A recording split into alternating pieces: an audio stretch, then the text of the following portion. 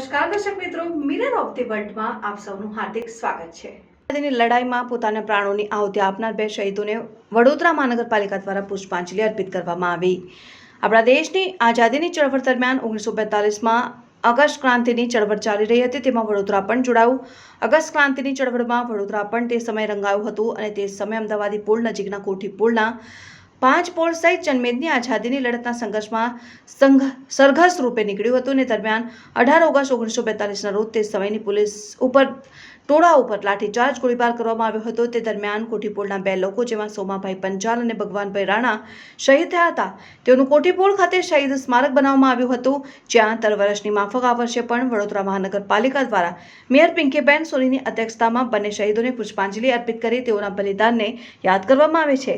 આ પ્રસંગે મેયર પિંકીબેન સોની, મ્યુનિસિપલ કાઉન્સિલરો, કોંગ્રેસના નેતા અમીબેન રાવત તથા શહીદોના પરિવારજનો સાથે પાલિકાના અધિકારીઓ ઉપસ્થિત રહ્યા હતા। આ પ્રસંગે અમીબેન રાવતે શહીદોના પરિવારના સભ્યોને પાલિકા દ્વારા નોકરી અપાવવાની પણ માંગ કરાઈ હતી। વડોદરા મહાનગરપાલિકા દ્વારા વડોદરા શહેરના અમદાવાદી પોળની નજીક આવેલા કોઠીપોળમાં જ્યારે 1942ની ઓગસ્ટ ક્રાંતિની શરૂઆત થઈ ચૂકી હતી, ત્યારે અહીંયાથી એક જનતાનું સરઘસ, કારણ કે એ વખતે આ ઓગસ્ટ ક્રાંતિની હવા વડોદરા શહેરને પણ લાગી હતી અને જનતા સરઘસ સ્વરૂપે નીકળવાની હતી, ત્યારે લોકો ઉપર જે તે સમયે પોલીસ દ્વારા લાઠીચાર્જ અને ગોળીબાર પણ કરવામાં આવ્યો હતો।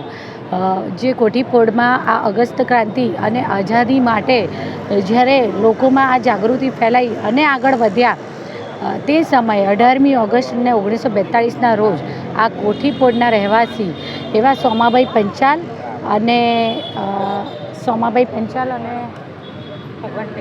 ભગવાનભાઈ રાણા, જે 18મી ઓગસ્ટના રોજ 1942ના રોજ આ બંને જે કોઠીપોળના નાગરિક હતા અને ઓગસ્ટ ક્રાંતિ માટે સરઘસ કાઢીને નીકળ્યા, ત્યારે બંને શહીદોએ પોતાના પ્રાણોની આહુતિ આપી હતી।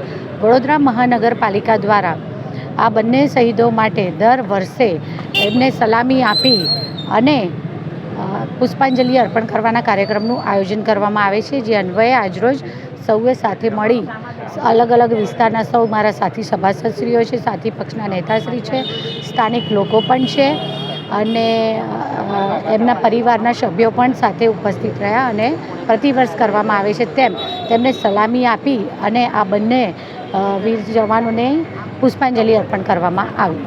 કોઠીપોળના નાકે સોમાભાઈ પંચાલ અને ભગવાનદાસ રાણાની સ્મૃતિમાં એક સ્ટોન છે।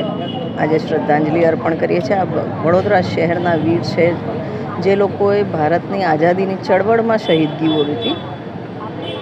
વડોદરા શહેરનો જે આઝાદી સાથે સંકળાયેલો ભવ્ય ઇતિહાસ છે, એની સાક્ષી આ પોળના વાસીઓ છે। 5 પોળે જે રીતના એકત્રિત થઈને એ દિવસે ચળવળમાં અંગ્રેજોની સામે શહીદગી ઓરી છે, આજે એ ફેમિલીઝને સેલ્યુટ કરીએ છીએ, એમને શ્રદ્ધાંજલિ અર્પણ કરી છે।